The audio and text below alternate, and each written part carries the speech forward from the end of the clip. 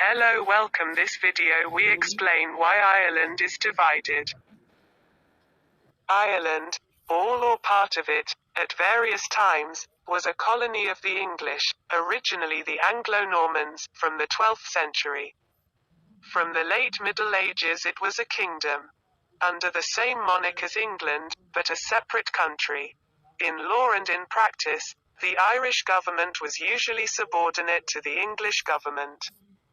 The 17th century saw several wars in England and Ireland, civil wars, colonial wars, and at least one war, circa 1690, that was part of a wider European conflict. Following some of these disruptions, the winners forcibly transferred ownership of large amounts of land to new landlords, and sometimes new tenants, those who had supported the winning side, and/or those who they felt would support them in the future. The net effect of this was to disenfranchise and alienate the Gaelic, Catholic, Roman Catholic, majority population, aristocracy and common people alike, and some of the older Anglo-Irish families, and establish a new ruling elite of Anglo-Irish, people of English background, and also Anglicized Irish, members of the Church of Ireland, Anglican, Episcopalian. This Protestant ascendancy lasted well into the 19th century, with traces still in evidence today. In addition, there was another transplant population in Ireland, mainly in the northeast part of the northern province of Ulster, Presbyterians, historically known as dissenters, from Scotland, also England and even Germany, and other nonconformist Christians, especially Friends, i.e. Quakers. They started arriving in the 16th century, and their numbers grew in the 17th. During this period they and the Protestant ascendancy were not close allies. There were significant differences in background, social class and style of Protestantism. The government acted harshly, executing several of the rebels, and cracking down hard in general. This led most of the country to side with the rebel cause. It quickly became ungovernable by Britain. But the Unionists still held the north, and they would in turn rebel if Britain cast them loose. To avoid a civil war, the government in late 1921 forced nationalist negotiators to accept partition. The Irish Free State and Northern Ireland were born. Each had its own parliament. Each was to be separate from Great Britain but under the Crown.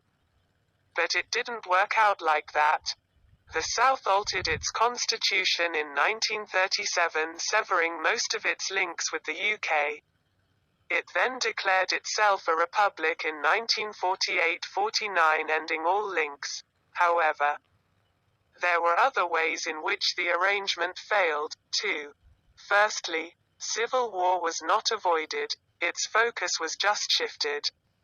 Instead of being between Unionists and nationalists, it turned out to be between those in the Free State who accepted partition and other conditions of the peace treaty, and those who refused to accept it. Secondly, the Northern Unionists, suddenly a majority in their new state, discriminated against the nationalists, and in turn the nationalists never fully accepted the legitimacy of the new constitutional arrangements. Some of them, known as Republicans, continued a violent campaign against the London and Belfast governments. In turn, the authorities continued to exercise extraordinary powers to fight them. The community was divided. The fact that this division of national identity was roughly along Protestant Catholic lines only made things worse. Thirdly, the Boundary Commission, which was set up as part of the treaty to examine a realignment of the border, failed. Instead of returning Fermanagh, and parts of Derry, Armagh and down to the south, the chairman ruled that parts of the Free State be handed over to the north. The Free State rejected this and there was no realignment. As a result, that areas that would have preferred to be in the south were denied that opportunity. This exacerbated the problems mentioned in the previous paragraph. In the 1960s, the Republicans gave up violence and turned either to politics or to retirement. But a new civil rights movement arose, to protest and correct the discrimination against Catholics. This met a hostile and violent response from sections of the Protestant population, including sections of the police force. The Irish Republican Army was revived, in a new and more vicious form. Civil disorder grew. The Belfast government could not cope and was biased. The London government put troops on the streets to keep the factions apart at the end of the 1960s. And abolished the Belfast government, known as Stormont, for the place where it was based. A couple of years later, the level of violence is now much less than it was in the early 1970s. And Northern Ireland is actually a much safer place than the news makes it seem, but it still has not achieved full and normal political and social stability.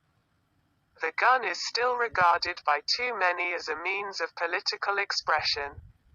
Large parts of the population refuse to accept the legitimacy of the political views and sense of national identity of the other sort.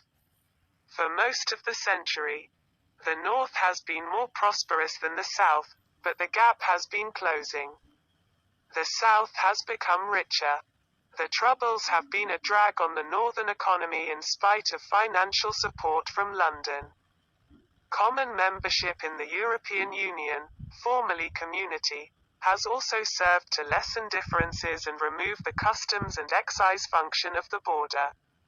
Another way in which differences are lessening is the religious makeup of the population. Catholics, though still a minority in the North, are now a larger proportion than earlier. In another few decades, it's conceivable that they may hold the majority.